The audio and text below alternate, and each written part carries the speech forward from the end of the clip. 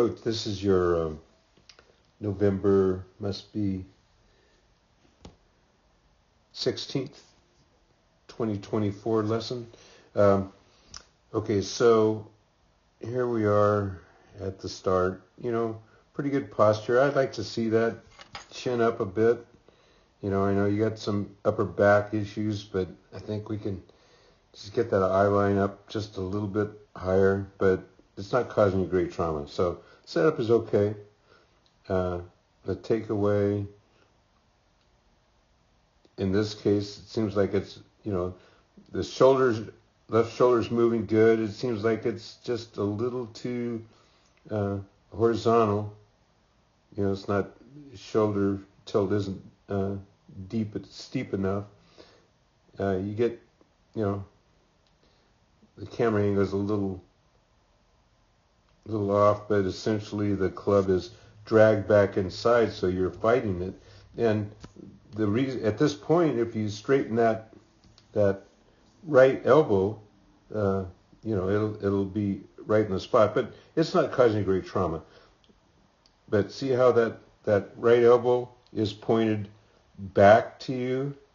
It's still pointed, and then that's the direction it's going. It's still going back to you. It's still pointed back to you, behind you, still pointed behind you, and you get to a pretty good spot like that, and I say, stop there. It looks like a full turn. The head is about where it should be, and then you come down, and you know, and see that elbow is floating. Okay.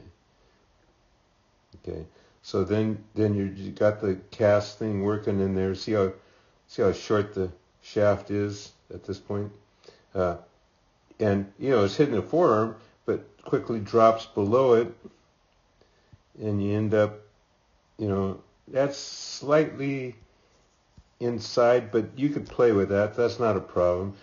But the main problem is, like, your hands get chest high, and the elbow's still, right elbow's outside your body still outside your body. Still, you know, the good guys have it, you know, inside their body when it's chest high, and then when it's waist high, and you're coming through. So basically, there's things that I would refine, but the number one ingredient is you got to keep your butt against the back wall. Okay. So, and it gets back to, you and I didn't understand the proper hip rotation, or we couldn't implement it because things are a little out of whack for you. And sure enough, you're rotating around the left hip socket still. So first of all, let's look at the foot movement. So when you come down, that right foot seems like it wants to roll. Now it's rolling there slightly. I'd like to see it rolled more, and then it doesn't change through impact, and the good guys start getting to the toe, and the heel comes back towards the back wall, or towards the camera, and that frees up the hips. But anyway, so the hip socket is that small red circle. That's the right hip socket. So sure enough, it goes back, and then, you know, last time we talked, you were ecstatic that your left hip was going up higher. Well, the right shoulder goes up higher, and it's connected. So if the right shoulder goes higher in the backswing, it's going to suck the right hip along. So that's not a great discovery. But anyway, back to the hip. So the hip socket is there. Then as you start down, it leaves the circle almost immediately and continues on, and then this is impact position. The hip socket is like 4 inches in front of where it started, and it gets even worse to this point. Now, from this point on, it's okay that hip socket gets closer, but here's the deal here. Here's the hip socket now.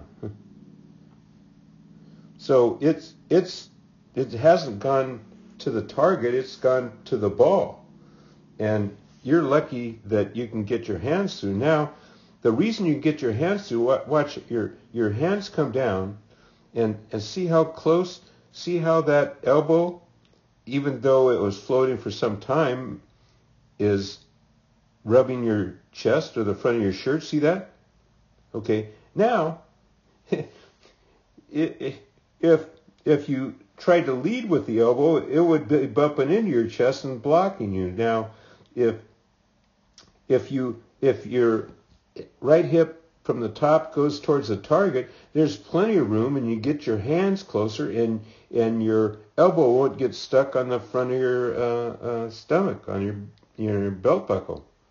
I mean, that's getting stuck, and then that increase. You got all this movement towards the ball, and so you run out of room, and you can't get in a tug of war position, with the chicken wing.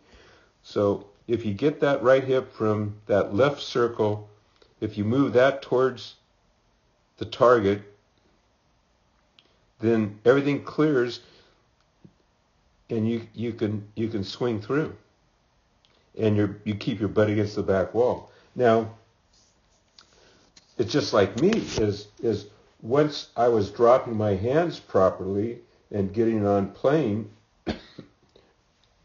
then my right hip socket was closer to the ball also, and it was blocking me from getting into the tug of war position past impact.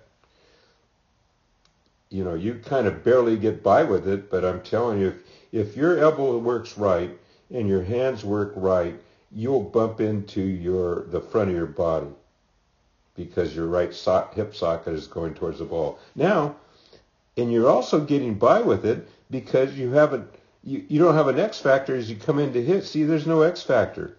If you have an X factor, that hip is even closer to the ball, and that screws up the hand path. Hopefully that makes sense.